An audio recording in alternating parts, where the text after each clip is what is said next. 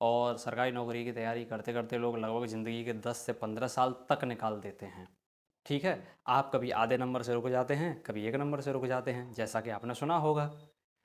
आधा 1 नंबर से रुकने का अर्थ क्या होता है कि अगर वो 1 या 2 प्रश्न और सही कर देता, जो एमसीक्यू आए हैं, तो उसका हो जाता।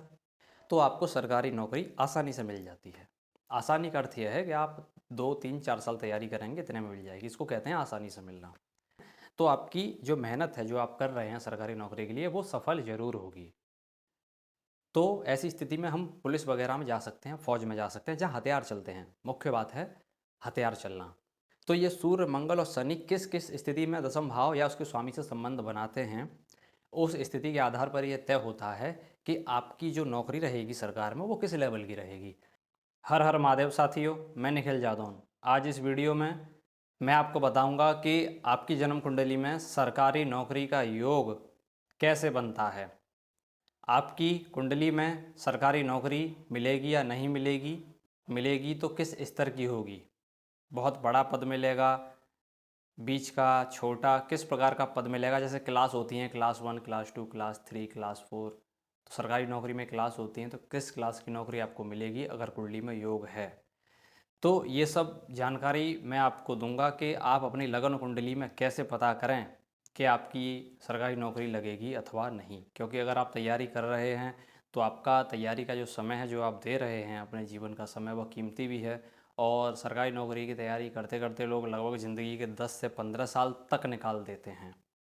2-3 साल से लेकर 10-15 साल तक निकाल देते हैं सरकारी नौकरी की तैयारी के लिए। अगर भाई कुंडली में योग है तो सरकारी नौकरी की तैयारी करने से सफलता उस क्षेत्र में मिल जाएगी आपको, क्योंकि कुंडली में है। और अगर कुंडली में ही नहीं है तो भले ही आप कितने भी मेहनती हों, ठीक है, आप कभी आधे नंबर से रुक जाते हैं, कभी 1 नंबर से रुक जाते हैं, जैसा कि आपने सुना होगा। आप सुनते आ रहे होंगे कई सालों से कि वो आधे नंबर से रुक गया, वो 1 नंबर से रुक गया। तो क्यों रुक गया कोई? आधा 1 नंबर से रुकने का अर्थ क्या होता है कि अगर वो 1 या 2 प्रश्न और सही कर देता, जो एमसीक्यू आए हैं, तो उसका हो जाता। तो केवल 1-2 प्रश्न ही कैसे रह गया? तो अब हम आपको बताते हैं कि आपकी लगन कुंडली में योग कैसे बनता है। तो सबसे पहले आप अपनी लगन कुंडली को खोलेंगे तो उसमें जो दशम भाव है, ठीक है, जैसा कि आप देख पा रहे हैं, ऐसे लगन कुंडली में दशम भाव होता है। यहाँ पे कुछ नंबर लिखे होते हैं 1 से लेकर 12 तक। वो नंबर जहाँ हमने दशम भाव लिखा है, यहाँ पे नंबर कोई भी हो सकता है, 1, 2, 3, इस प्रकार से 12 तक कोई भी नंबर हो, नंबर से मतलब नहीं है, दशम भाव यही रहेगा। ठीक है। तो ये आपकी क्रियाओं के बारे में बताता है कि आप अपने जीवन में जो कर्म हैं, कर्म किस प्रकार का करेंगे, किस स्तर का कर्म करेंगे। ठीक है। तो कर्म में आता है कि आप सरकारी क्षेत्र से जुड़ के कर्म करेंगे या नहीं करेंगे। तो वो स्थिति हमको देखनी होती है।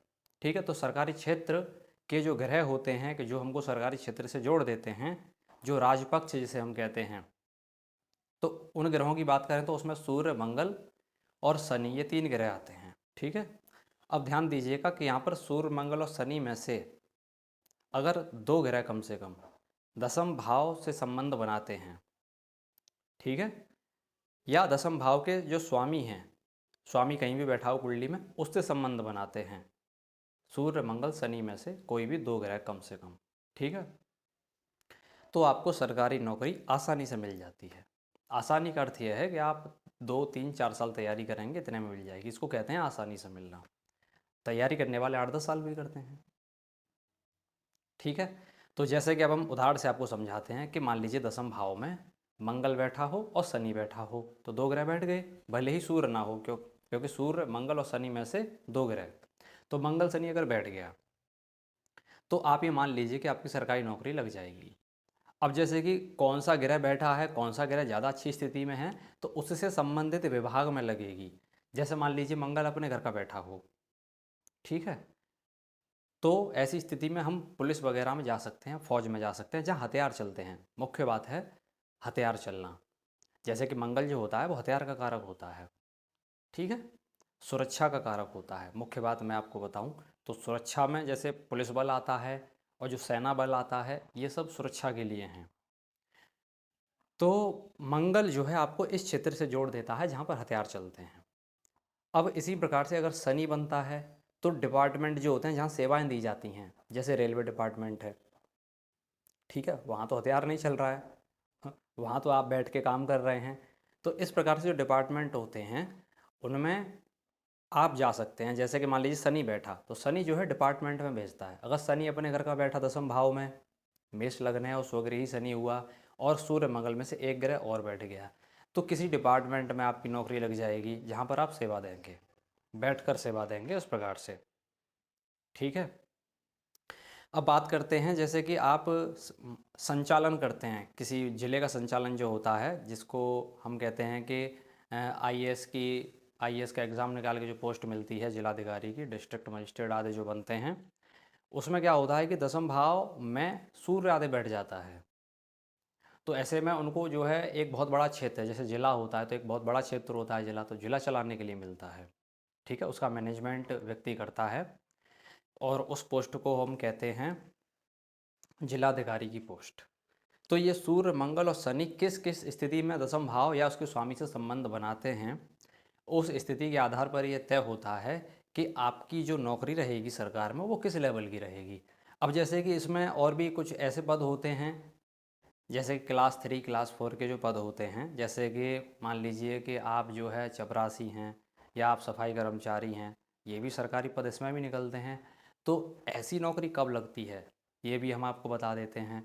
जैसे कि मान लीजिए दसम भाव में यही ग्रह जो सूर्य मंगल शनि है, अगर ये नीच राशि में बैठते हैं, जैसे कि तुला का बैठा, ठीक है, और इसके अलावा मंगल है, मान लीजिए नीच का बैठ गया, कर्क राशि का मंगल नीच का होता है, और शनि की बात करें तो शनि मेष राशि में नीच का होता है। तो नीच राशि में बैठकर ग्रह अगर संबंध बनाते हैं दसम भाव से, तो नीच राशि में बैठा हुआ ग्रह जो होता है वह कमज़ोर हो जाता है। तो कमज़ोर होने के कारण सरकार में ही जो क्लास होती हैं सरकारी नौकरी की, उसमें जो तीसरी चौथी क्लास जो होती है वहाँ तक ही आप पहुँच पाते हैं, भले ही आप कितने ही मेहनती हों।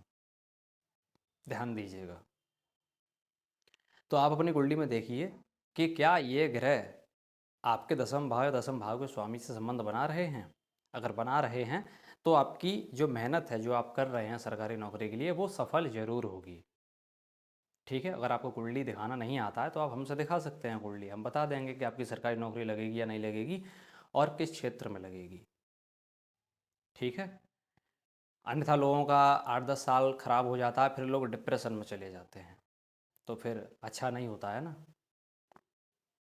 ये है स्थिति। तो आशा करते हैं कि आपको हमारे द्वारा दी हुई जानकारी जो हमने सरकारी नौकरी पर दी है आपको अच्छी लगी होगी, और इसको आप जांच करके देखेंगे। और इसी प्रकार के अच्छे वीडियो और सही वीडियो देखते रहने के लिए आप लोग हमारे चैनल से जुड़िए, और आप इसे अपने करीबियों तक साझा ज़रूर कर सकते हैं जिनकी आप चिंता करते हैं, जो लोग सरकारी नौकरी की तैयारी कर रहे हैं, ताकि उनका भी कुछ भला हो सके। चलते हैं। हर हर महादेव।